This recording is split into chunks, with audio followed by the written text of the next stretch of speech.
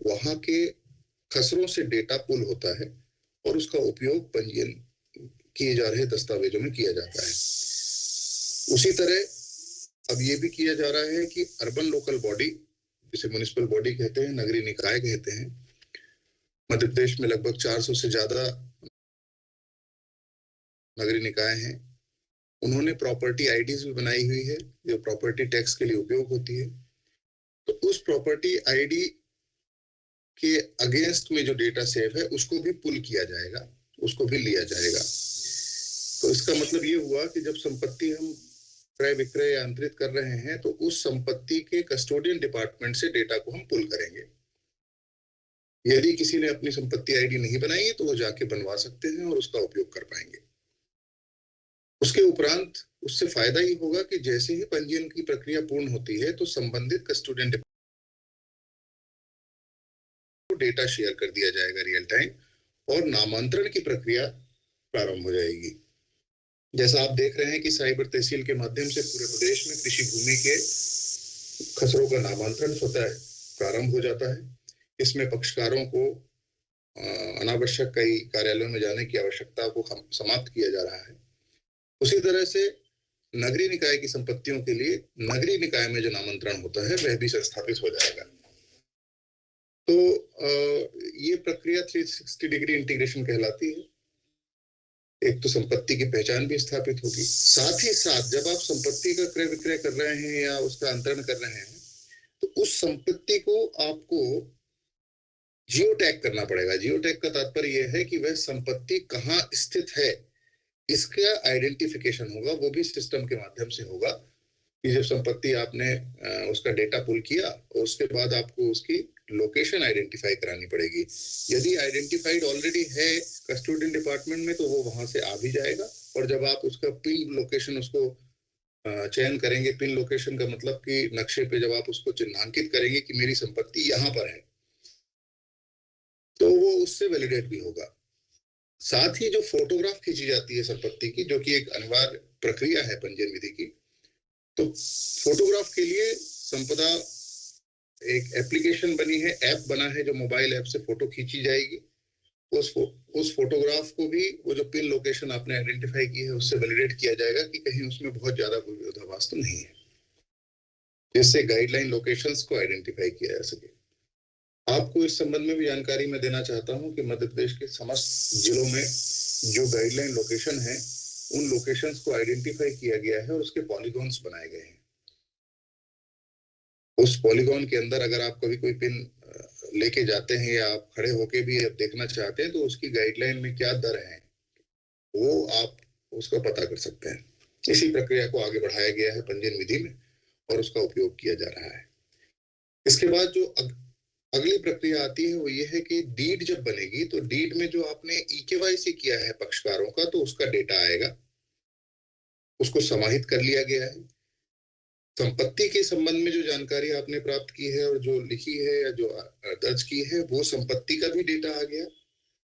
कुछ विधिक अनिवार्यता डीड के अनुरूप होती है डीड ड्राफ्टिंग में, उनको भी शामिल किया गया है। और इसके अतिरिक्त अगर आपको कोई बातें लिखनी है तो वो आप लिख सकते हैं। मतलब अलग से आपको व्यक्ति के नाम, उसका आईडी, इसके संबंध में टाइप करने की अनिवार्यता खत्म हो गई। संपत्ति के भी बारे में आपको जो जानकारी देनी है उसकी भी अनिवार्यता खत्म हो गई। वो जो मेटा डेटा में एंट्री हुई है वो सब उठ के वहां पे आ जाएगा। ये जब आपकी डीड बन जाएगी तो अगली प्रक्रिया में इस डीड का वैलिडेशन होगा। जो पक्षकार हैं उन सबके पास एक लिंक जाएगी, वो उस डीड को देखेंगे। मान लीजिए 4 पक्षकार हैं, 2 सेलर हैं, 2 बायर हैं, तो चारों के पास जाएगी और वो लोग वैलिडेट करेंगे उसको कि भाई ये जो डीड बनाई गई है इसमें कुछ चेंज तो नहीं होना है, अमेंडमेंट की आवश्यकता तो है नहीं। अगर अमेंडमेंट की आवश्यकता होगी तो वह उसको वापस जो डीड बना रहा है, ये जो तैयार कर रहा है, 95% 99% केसेस में सेवा प्रदाता ही होंगे, तो वह सेवा प्रदाता जिसने डीड तैयार की है उसके पास पहुंच जाएगा। एंड इसके बाद जब डीड सभी लोग पढ़ लेंगे, वैलिडेट कर लेंगे, तब डीड के निष्पादन की प्रक्रिया प्रारंभ होगी। डीड के जो निष्पादन की प्रक्रिया है उसमें भी थोड़ा सा बदलाव ये किया गया है कि निष्पादन अब ई साइन से होगा, आधार बेस्ड ई साइन से। उसके लिए अलग से कोई पेमेंट की जरूरत नहीं है, उसका जो पेमेंट होगा वो सरकार करेगी। यदि कोई व्यक्ति आधार बेस्ड ई साइन नहीं करना चाहता, इलेक्ट्रॉनिक सिग्नेचर नहीं करना चाहता, तो वह अपने डिजिटल सिग्नेचर के माध्यम से भी डीड का निष्पादन करेगा। तो यह पूरी की पूरी प्रक्रिया पूरी तरह से इलेक्ट्रॉनिक बना दी गई है, जिससे आपका दस्तावेज, जो पक्षकारों का दस्तावेज है, पूरा इलेक्ट्रॉनिकली ही तैयार होगा। इलेक्ट्रॉनिकली ही सिस्टम के माध्यम से उसे वैलिडेट किया जा सकता है। इलेक्ट्रॉनिक ही सर्टिफाइड कॉपी निकलेगी, जिसको आप संबंधित ऑफिस में दे सकते हैं अगर आवश्यकता पड़ती है तो। इसके संबंध में जो इक्विटेबल मॉर्गेज होता है, डिपॉजिट ऑफ टाइटल डीड कहते हैं, जिसे लोन की डॉक्यूमेंट कहा जाता है, वह भी इलेक्ट्रॉनिकली ही दर्ज होगा, जिसमें बैंक इलेक्ट्रॉनिक चार्ज क्रिएट करेंगे और जो दस्तावेज हमारा तैयार हुआ है उसी दस्तावेज में इसका इंडोर्समेंट भी आ जाएगा कि इस दस्तावेज में या इस दस्तावेज के विरुद्ध ये लोन मिला है। जब लोन चुका दिया जाएगा तो रिकन्वेंस ऑफ मॉर्गेज भी हो जाएगा, उसको भी दर्ज हो जाएगा। इसी तरह का किसी विभाग का उसके डॉक्यूमेंट के ऊपर चार्ज है तो वो भी सर्च में दिखेगा। तो सर्च और सर्टिफाइड कॉपी को भी बहुत ज्यादा परिष्कृत किया गया है, आप आगे देखेंगे अपने प्रेजेंटेशन में और जो डेमोन्स्ट्रेशन होगा उसमें। इसके साथ जब आप दस्तावेज को प्रेजेंट करेंगे सब रजिस्ट्रार ऑफिस में, इस प्रक्रिया में भी बदलाव किया गया है। अब प्रेजेंट करने के 3 तरीके हो गए। एक तरीका तो आपने देखा है कि सब रजिस्ट्रार ऑफिस में आप स्लॉट बुक करेंगे और वहां पे दस्तावेज प्रस्तुत करेंगे, उसकी रजिस्ट्री होगी। दूसरा तरीका ये रहेगा कि कतिपय दस्तावेजों में, बहुत सारे ऐसे दस्तावेज जो शासन निर्धारित करेगी, उन दस्तावेजों के लिए आप वर्चुअल स्लॉट लेंगे और आपके पक्षकार जहां भी बैठे हों विश्व में, वो वहां बैठे रहेंगे और उस समय वह सब रजिस्ट्रार से जुड़ेंगे, सब रजिस्ट्रार भी वर्चुअली माध्यम से जुड़ेंगे। ये पूरी की पूरी जो वीडियो कॉन्फ्रेंसिंग का माध्यम है, ये सिस्टम में ही बनाया गया है। ये हमारा इनबिल्ट एक प्रक्रिया है। वो जो स्लॉट के समय पक्षकार जहां बैठे हैं वो ज्वाइन करेंगे, यहाँ सब रजिस्ट्रार ज्वाइन करेंगे, वर्चुअली उनसे इंटरेक्ट करेंगे। अगेन इसमें एक ई-केवाईसी की प्रक्रिया है, जिसमें वो व्यक्ति वही व्यक्ति है कि नहीं उसका निर्धारण किया जाएगा। इस प्रक्रिया को ऑप्ट करने के लिए सबसे पहले वीडियो केवाईसी होगा। सभी पक्षकारों का एक वीडियो केवाईसी होगा। वीडियो केवाईसी में वह बात करेंगे, बात करके बताएंगे कि हम इस दस्तावेज को इलेक्ट्रॉनिकली प्रेजेंट कर रहे हैं और हमने जो दस्तावेज का निष्पादन किया है वह भी इलेक्ट्रॉनिक किया है, इसे एडमिशन ऑफ एग्जीक्यूशन कहते हैं। इस प्रक्रिया के होने के बाद वो जो वीडियो है वह भी सेव होगा और जो सब रजिस्ट्रार के पास स्लॉट बुक हो गया है और वो जो इंटरेक्ट कर रहा है वह भी सेव होगा। तो दस्तावेजी साक्ष्य जो इलेक्ट्रॉनिकली तैयार हुआ है उसके साथ साथ ये इलेक्ट्रॉनिक साक्ष्य का भी निर्माण हो जाएगा। ये हुई दूसरी प्रक्रिया जिसमें वर्चुअल इंटरेक्शन होगा सब रजिस्ट्रार से। तीसरी प्रक्रिया ये होगी जिसमें सब रजिस्ट्रार से इंटरेक्शन नहीं होगा और कतिपय दस्तावेजों के प्रेजेंटेशन से पहले वीडियो आपका सेव हो जाएगा पक्षकारों का और वह इलेक्ट्रॉनिकली सब रजिस्ट्रार के पास चला जाएगा। सब रजिस्ट्रार उन दस्तावेजों के परिप्रेक्ष्य में वीडियो का अवलोकन करेगा, दस्तावेज का अवलोकन करेगा और उसके पास निर्धारण के लिए 3 ही प्रक्रिया, 4 प्रक्रिया बचेंगी। या तो उसका पंजीयन होगा या उसको इंपाउंड किया जाएगा, अन्यथा रिटर्न या रिफ्यूज किया जाएगा, जो विधिक प्रक्रियाएं हैं। तो इस तरह से मोड ऑफ रजिस्ट्रेशन 3 तरह से होगा, जिसे एक कहते हैं ऑफिस बेस्ड, एक हो गया interactive based registration, virtual interaction based registration, और तीसरा होगा non interactive based virtual registration. तो ये पूरी प्रक्रियाएं आपको आज दिखाई जाएंगी, बताई जाएंगी और आप भी आने वाले समय में जैसे ही लाइव होता है वो लाइव, तो इस प्रक्रिया का संचालन कर पाएंगे। आप लोगों के लिए आवश्यक ये है, जो सेवा प्रदाता जुड़े हुए हैं उनके लिए, कि आपको आधार इम्पैनल डिवाइसेस क्रय करनी है। आधार इम्पैनल डिवाइसेस से तात्पर्य है थंब लगाने वाली थंब डिवाइस और आइरिस डिवाइस, और एक बेहतर कैमरा जरूर रखिएगा, जिससे, क्योंकि अगर वीडियो कॉन्फ्रेंसिंग के माध्यम से हो रहे हैं और आपके पक्षकार आपके ऑफिस में बैठे हैं तो वह बेहतर तरीके से इंटरेक्ट कर पाए। और चौथी बात इसमें रहेगी कि आपकी इंटरनेट कनेक्टिविटी बहुत अच्छी होनी चाहिए। तो इन चीजों के माध्यम से आप एक बेहतर सेवा और बेहतर सर्विस प्रोवाइड करेंगे अपने पक्षकारों को। साथ में ई स्टैंपिंग की प्रक्रिया में भी छोटा सा बदलाव है कि ई स्टैंपिंग में आज डीड तो अनिवार्य है, पर डीड में आप कई बार एक लाइन लिख देते हैं या एक शब्द लिख के उसको कर देते हैं, लेकिन अब पूरी डीड ई स्टैंपिंग की सिस्टम में ही बनानी पड़ेगी और ई स्टैंपिंग इंस्ट्रूमेंट के नेचर के हिसाब से निष्पादित होगा, सिस्टम में ही निष्पादित होगी। मान लीजिए यूनिलैटरल डॉक्यूमेंट है तो वो यूनिलैटरली एक पक्षीय निष्पादन होगा। अगर बहुपक्षीय दस्तावेज है तो वह सभी पक्ष का निष्पादन ई साइन या डीएससी के माध्यम से सिस्टम में करना पड़ेगा। इसकी अनिवार्यता ये है कि ये कतिपय यह पाया गया है कि ई स्टैम्प का नेचर कुछ है और ई स्टैम्प निकाला कुछ गया है सेवा प्रदाता के द्वारा। तो ऐसे परिप्रेक्ष्य में अनड्यूली स्टैंपिंग के केस बनते हैं, टैक्स इवेजन के केस बनते हैं, तो उसको शासन ने निर्णय लिया है कि इस तरह की टैक्स इवेजन नहीं होना चाहिए। तो ये ई स्टैंपिंग में बदलाव है। सर्टिफाइड कॉपी में भी कुछ बदलाव किया गया है। इवन केस मैनेजमेंट जो कलेक्टर ऑफ स्टैम्प्स के होते हैं उसको भी पूरी तरह से इलेक्ट्रॉनिक किया गया है। पक्षकारों की उपस्थिति भी उसमें इलेक्ट्रॉनिकली दर्ज की जा सकेगी। जो अधिवक्ता गण हैं उनके जवाब भी वह इलेक्ट्रॉनिकली भी दे सकते हैं और फिजिकली भी लाके दे सकते हैं। स्वतंत्रता उनके पास रहेगी। जैसा मैंने बताया, गाइडलाइन को हम पहले से ही जीआईएस पॉलीगॉन बना चुके हैं, तैयारी हमारी पहले से चल रही थी इन चीजों को लेकर। तो ये बातें आ गई हैं। प्रोटेस्ट एंड चार्ज भी इलेक्ट्रॉनिकली दर्ज हो पाएगा।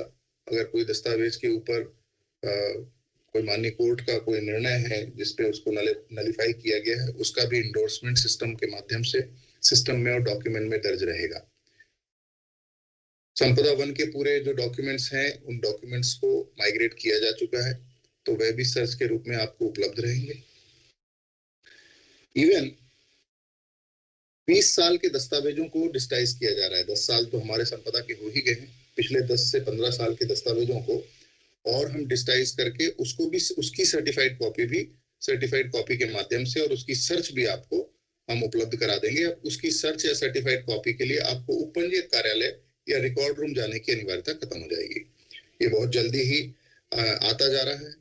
और इसमें एक और प्रक्रिया का विकास किया गया है कि जब ये लाइव हो जाएगा तो कुछ दिनों के बाद यदि आपको किसी दस्तावेज की सर्टिफाइड कॉपी चाहिए और वो आपको पता है उसका दस्तावेज नंबर, तो आप ऑनलाइन उसकी रिक्वेस्ट कर सकते हैं और 3 दिन में आपको उसकी सर्टिफाइड कॉपी स्कैन होके डिजिटाइज होके वो मिल जाएगी।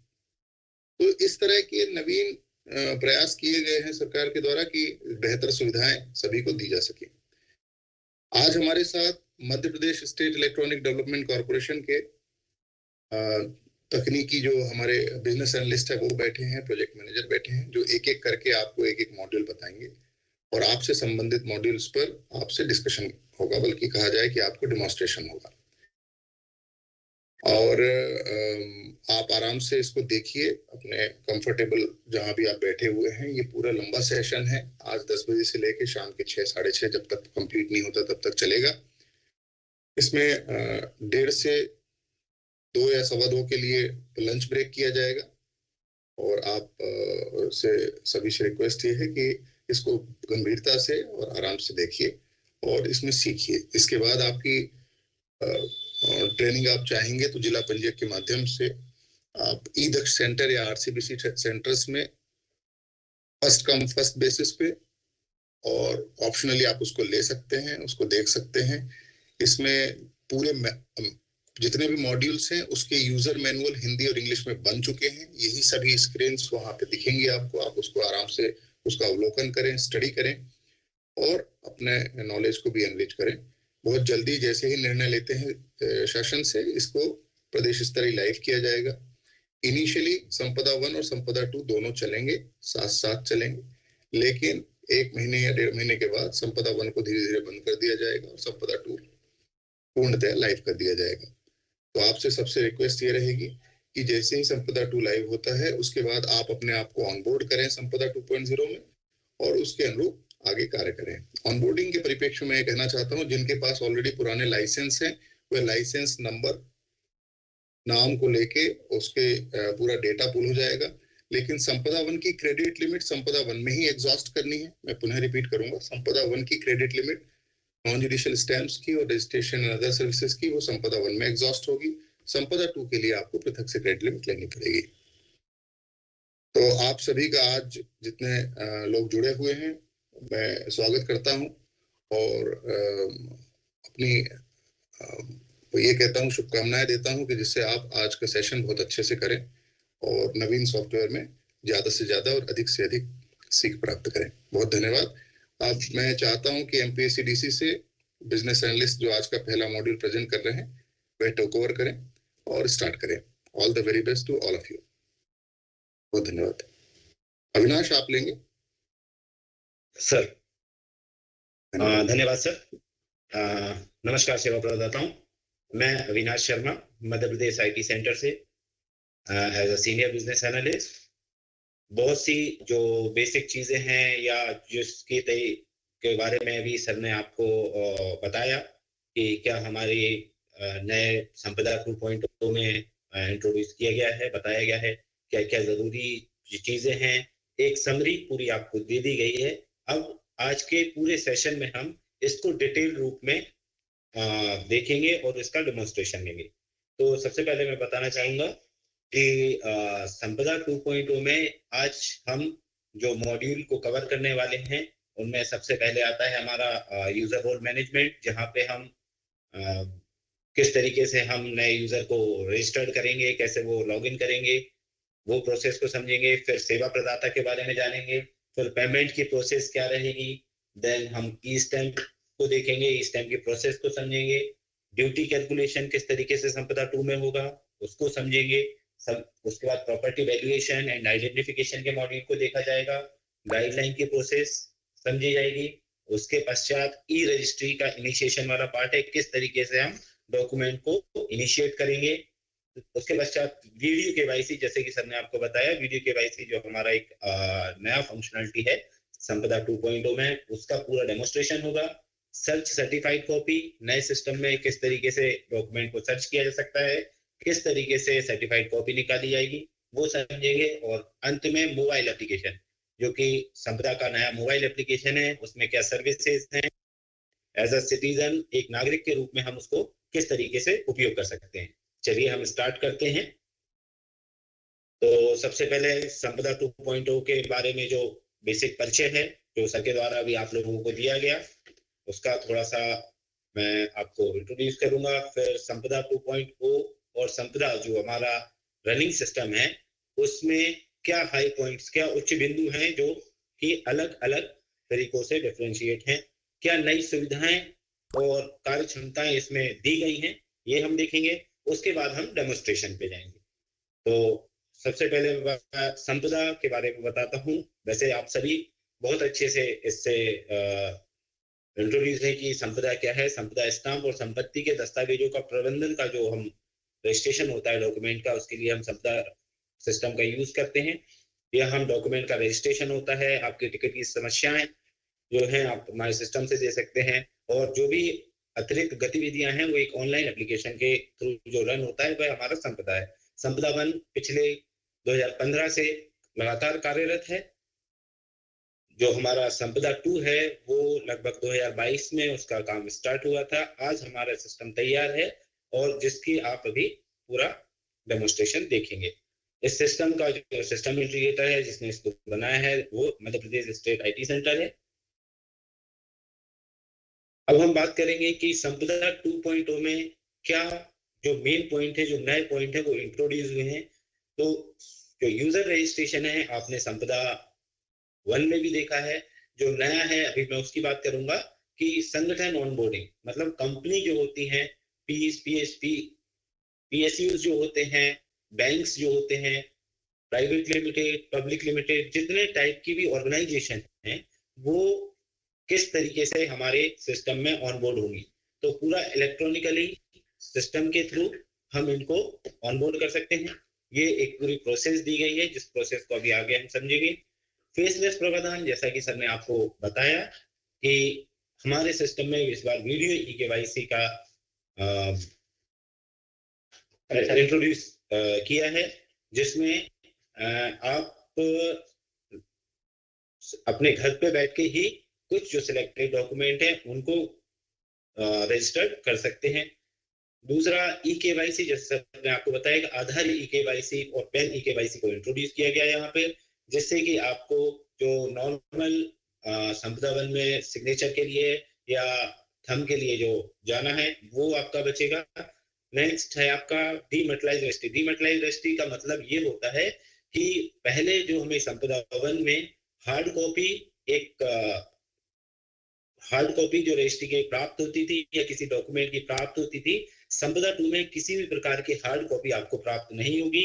ये पूरी तरीके से एक इलेक्ट्रॉनिक कॉपी रहेगी, जिसको आप संपदा पोर्टल पे उसका एक यूनिक नंबर, यूनिक आईडी जो है उसके थ्रू चेक कर सकते हैं, वेरीफाई कर सकते हैं। उसके बाद हमारा पूरा सिस्टम जीआईएस बेस्ड है। जीआईएस बेस्ड मतलब जीआईएस में जो मैप होता है, मैप के बेस पे आप गाइडलाइन को चेक कर सकते हैं, किस एरिया में कितनी गाइडलाइन का रेट है।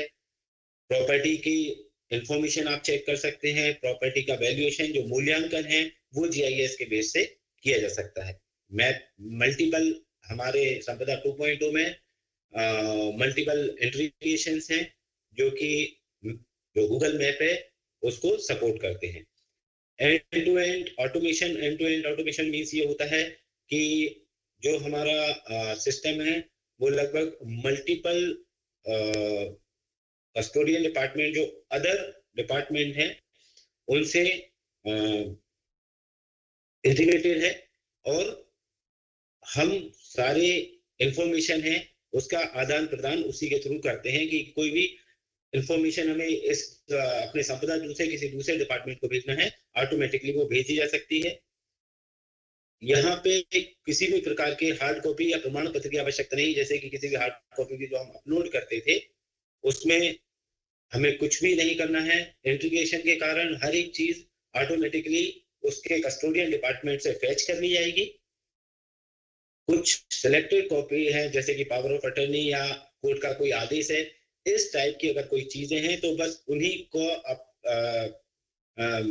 उन्हीं इसी प्रकार के दस्तावेजों को ही अपलोड करने का प्रोविजन दिया गया है। आखिरी में एक जो नया मोबाइल एप्लीकेशन इंट्रोड्यूस किया गया है, मोबाइल एप्लीकेशन में आप जिस भी संपत्ति को रजिस्टर कराना चाहते हैं उसका फोटो खींचने के लिए आप लोकेशन पे जाके फोटो खींच सकते हैं। जो जीआईएस बेस्ड आपको गाइडलाइन चेक करना है, प्रॉपर्टी का आइडेंटिफिकेशन, प्रॉपर्टी का वैल्यूएशन करना है, वो मोबाइल ऐप पे किया जा सकता है। डीड का एक्सेप्टेशन, जैसा कि आपने बताया एक नया चेंजेस आया है, हर एक पार्टी अपनी डीड को एक्सेप्ट करेगी। एक्सेप्ट करने के लिए आप मोबाइल ऐप का यूज कर सकते हैं। ये हस्ताक्षर मोबाइल ऐप के द्वारा किया जा सकता है, और जितने भी आपके नोटिफिकेशन और सूचनाएं हैं वो आपको मोबाइल ऐप पे एट ए टाइम मिल जाएंगी। ये अब हम आगे बढ़ते हैं कि संपदा 2.0 और संपदा 1 में जो मॉड्यूल वाइज हाई पॉइंट्स क्या क्या है। सबसे पहले मैं बात करता हूं उपयोगकर्ता पंजीकरण प्रक्रिया की। उपयोगकर्ता पंजीकरण प्रक्रिया जिसमें कि हमने अभी दो टाइप के जो मेन यूजर हैं वो रखे हैं। एक हमारे internal user, external user. Internal user हम अपने विभागीय अधिकारियों को बोलते हैं, जो कि सब रजिस्ट्रार सर हैं, डीआर सर हैं, जो भी डिपार्टमेंट के अधिकारी हैं। और एक्सटर्नल यूजर मतलब सिटीजन होता है, तो सिटीजन को भी हमने डिफरेंट कैटेगरी में डिवाइड किया है। सिटीजन जो एक स्वयं नागरिक हैं वो अपने लिए रजिस्टर कर सकते हैं।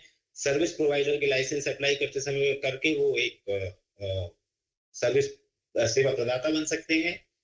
और लीगल एंटिटी जो ऑर्गेनाइजेशन है, जो कंपनीज हैं, वो भी हमारे यूजर रोल मैनेजमेंट में आके अपने आप को रजिस्टर कर सकते हैं। संपदा वन में अभी तक आपने देखा कि सारी प्रोसेस जो थी वो मैनुअल थी। मैनुअल मतलब हर चीज हमें एंटर करना पड़ती थी। पर संपदा 2.0 में हमने जो व्यक्ति है उसका वैलिडेशन आधार के थ्रू कर रहे हैं। आधार का इंटीग्रेशन है हमारे सिस्टम में, तो हर व्यक्ति जो रजिस्टर होने आएगा अगर वो अपने आधार से ई-केवाईसी करते हैं, ई-केवाईसी से उनका सारा डिटेल ऑटो फिल होके हमारे सिस्टम में आ जाएगा, जिससे कि उसको मैनुअल एंट्री करने की आवश्यकता नहीं रहेगी। इसके कुछ स्टेप्स हैं कि सबसे पहले हमें मोबाइल नंबर एंटर करना होता है। मोबाइल नंबर वेरीफाई कराते हैं हम उस नागरिक का। उसके बाद आधार ई-केवाईसी परफॉर्म करते हैं। अगर किसी केस में आधार ई-केवाईसी नहीं है तो उसे पैन ई-केवाईसी का भी प्रोविजन दिया गया है। और तीसरा, पैन अगर उस समय उपलब्ध नहीं है तो जो संपदा वन में मैनुअल प्रोसेस थी, आप केवाईसी को स्किप करके मैनुअल प्रोसेस के थ्रू भी आगे बढ़ सकते हैं। और जैसे ही आपके पास आधार या पैन उपलब्ध हो जाता है, आप प्रोफाइल में जाके अपनी ई-केवाईसी को परफॉर्म कर सकते हैं। दूसरा है लीगल एंटिटी। लीगल एंटिटी जो थी, कानूनी इकाई जिसे हम बोलते हैं, वो संपदा वन में सेल्फ डिक्लेरेशन, अपने खुद के डिक्लेरेशन से ही हम उसको रजिस्टर करते थे। पर संपदा 2.0 में पुनः हमने कुछ इंटीग्रेशन किए हैं। यहाँ पे सिन है, जीएसटीएन है और पैन है। ये हर एक कंपनी, लीगल एंटिटी जितनी भी होती है, उनकी एक यूनिक आईडी होती है। इन आईडी को एंटर करके हम उनकी डिटेल्स को वेरीफाई करते हैं कि जो कंपनी हमारे संपदा 2 में आने वाली है वो वैलिड है या नहीं। तो जब भी हम लीगल एंटिटी की बात करें तो उसे स्टार्ट करने के लिए हमको हमेशा जीएसटीएन, सिन और पैन, इन तीन में से कोई भी एक डॉक्यूमेंट होना जरूरी है जिसके थ्रू हम उसकी इंफॉर्मेशन को फैच करेंगे। अब बात करता हूं मैं सेवा प्रदाता की। सेवा प्रदाता जो कि पहले से थे, एक ऑफलाइन प्रोसेस थी जिसे यूजर अप्लाई करता था, उसका अप्रूवल ऑफलाइन था। वो सारी प्रोसेस 1 to 1 आपका ऑनलाइन कर दी गई है। लाइसेंस जारी करने की वर्तमान में मैनुअल प्रक्रिया थी। अब डीआर सर के थ्रू अप्रूवल होगा उसका। जब भी आपकी रिक्वेस्ट आप रेज करेंगे, वो डीआर सर के लेवल पे जाएगी, वो इस पे अप्रूव करेंगे। ये पूरी प्रोसेस सिस्टम के ही थ्रू रहेगी, आपको कहीं भी फिजिकली जाने की आवश्यकता नहीं है। एक दूसरा ऑप्शन दिया गया है कि अभी जब हमारा संपदा 2.0 स्टार्ट होने वाला है, उस टाइम जो हमारे एग्जिस्टिंग सेवा प्रदाता हैं, जो करंट सेवा प्रदाता हैं, वो अपने वर्तमान लाइसेंस नंबर से ही अपना संपदा 2.0 का लाइसेंस ले सकते हैं। इसकी प्रक्रिया मैं आपको आगे बताऊंगा। लाइसेंस जारी करने के लिए हमने एक डीम्ड अप्रूवल प्रोसेस भी रखा हुआ है कि किसी कारणवश जो ऑफिस वो नहीं देख पा रहे हैं, तो आपका जो लाइसेंस है with in 7 days auto approved हो जाएगा। और वो उस टाइप के सारे जो लाइसेंस है वो डीम्ड अप्रूव्ड लाइसेंस कहलाएंगे। अब मैं बात करूं वॉलेट की। पहले जो वॉलेट था, जहां पे हम क्रेडिट लिमिट लेते हैं, वो केवल सेवा प्रदाताओं के लिए दिया गया था। संपदा 2.0 में हर एक सिटीजन जो नागरिक हैं, संपदा 2.0 में आधार ई-केवाईसी के थ्रू रजिस्टर्ड हुए हैं, वो अपना वॉलेट मैनेज कर सकते हैं, वो उसमें क्रेडिट लिमिट ले सकते हैं। अब ऐसा कोई रेस्ट्रिक्शन नहीं है कि एक नागरिक सेवा प्रदाता ही अपना वॉलेट हैंडल या मैनेज करेंगे। पहले जो संपदा वन है, संपदा वन में केवल संपदा सेवाओं के लिए ही क्रेडिट लिमिट ली जाती थी। अब यहाँ पे हमने मल्टीपल वॉलेट को इंट्रोड्यूस किया है, जिसमें कि सीएलआर, यूएडीडी और पीएनआरडी की अतिरिक्त सेवाओं के लिए उनके वॉलेट में आप कुछ राशि को डाल सकते हैं। किस प्रकार से राशि डाली जाएगी, किस प्रकार से रिचार्ज होगा, मैं आगे आपको बताऊंगा। अब ई स्टैम्प पहले ई स्टैम्प जो संपदा वन में आपने देखा होगा कि केवल सेवा प्रदाता ही ई स्टैम्प को जनरेट कर पाते थे या निकाल पाते थे। अब एक नॉर्मल सिटीजन जो रजिस्टर है संपदा 2.0 में, वो भी ई स्टैम्प को जनरेट कर सकते हैं। पार्टी जो हमारी पार्टी होती है, उसका वैलिडेशन संपदा वन में सेल्फ डिक्लेरेशन से होता था कि वो सेल्फ फिल करता था कि हाँ जी मैं ही अपने लिए ये पर्टिकुलर स्टैम्प निकाल रहा हूँ। पर यहाँ पे जो भी पार्टी, जितनी भी पार्टी आप ई स्टैम्प के लिए ऐड करेंगे, फर्स्ट पार्टी, सेकंड पार्टी, वो सारी पार्टीज आधार या पैन, इन दोनों में से किसी एक के थ्रू ही वैलिडेट होके आगे बढ़ेंगी। विलेख जो डीड है आपकी, डीड का मैनुअल डीड ड्राफ्टिंग की जाती थी। अब डीड को डीड जो है वो टेम्पलेट बेस्ड बनाई गई है। सारे सेवा प्रदाता अपने डॉक्यूमेंट के अनुसार डीड को पहले से क्रिएट करके रख सकते हैं, उनके टेम्पलेट तैयार करके रख सकते हैं, और वन क्लिक पे एट द टाइम और वन क्लिक पे डीड को तैयार करते समय वो उसको यूज कर सकते हैं। आखिरी इसमें एक पॉइंट है कि विलेख की स्वीकृति, ये इस पे जरा ध्यान दीजिएगा। अभी तक विलेख की स्वीकृति का कोई भी पार्ट संपदा वन में नहीं था। अब संपदा 2 में जब आपका डीड कंप्लीट हो जाएगा, कंप्लीट होने के बाद जब आप फाइनल सबमिट करते हैं, तो उसका एक लिंक जितनी भी पार्टी होती हैं, फर्स्ट पार्टी और सेकंड पार्टी, उनके मोबाइल नंबर पे, उनके व्हाट्सएप पे और उनके ईमेल पे जाता है। अगर किसी के पास, क्योंकि एक बार रिपीट करना चाहूंगा कि यहाँ पे नोटिफिकेशन के लिए 3 अलग अलग इंटीग्रेशन है। आपका एसएमएस, जो टेक्स्ट एसएमएस होता है, उस पे आपको नोटिफिकेशन आएगा जिससे आप रजिस्टर हुए हैं। अगर उस मैसेज में आपका व्हाट्सएप है उसी नंबर से, तो आपको व्हाट्सएप पे नोटिफिकेशन आएंगे। तीसरा आपका है ईमेल, जो ईमेल आपने रजिस्टर करते समय दिया है, उस ईमेल पे भी आपको सारे नोटिफिकेशन आएंगे। इन 3 में से आप कहीं भी किसी भी लिंक को, ओटीपी को एक्सेस कर सकते हैं। तो जैसे कि मैं आपको बता रहा था कि फाइनल सबमिट करते समय जैसे ही यूजर के पास लिंक जाएगी, उन सारी पार्टीज को उस लिंक पे क्लिक करके उस डीड को एक्सेप्ट करना होता है, और एक्सेप्ट करने के पश्चात ई साइन के थ्रू वो उसे फाइनल करते हैं कि हाँ, मैंने एक्सेप्ट कर लिया है। और जैसे ही ई साइन फाइनल होंगे, उसके पश्चात ईश्वर उसमें ई साइन कर पाएंगे। ये जो नई सुविधाएं आई है संपदा 2.0 में, जैसा कि मैंने आपको बताया, पंजीकरण की प्रक्रिया मोबाइल सत्यापन से होगी, आधार केवाईसी और पैन केवाईसी परफॉर्म किया जाएगा। जो लीगल एंटिटी है, कानूनी इकाई, जीएसटीआईएन, सिन और पैन के थ्रू जाएंगे। जो लीगल एंटिटी, कानूनी इकाई या कंपनी जो है, जब वो ऑनबोर्ड होने आएंगी, उनके साथ में एक जो ऑथराइज पर्सन, अधिकृत व्यक्ति जो होते हैं, उनका पंजीयन अनिवार्य है। जैसे कि सिटीजन अपने आप को रजिस्टर करता है, तो लीगल एंटिटी के ऑनबोर्डिंग के समय एक अधिकृत व्यक्ति अपना पंजीकरण आधार ई केवाईसी के थ्रू ही करेंगे। जैसे ही इनका रजिस्ट्रेशन कंप्लीट हो जाता है, जो यूजर आईडी पासवर्ड उन्होंने क्रिएट किए हैं, उससे वो अपने सिस्टम में लॉगिन कर सकते हैं।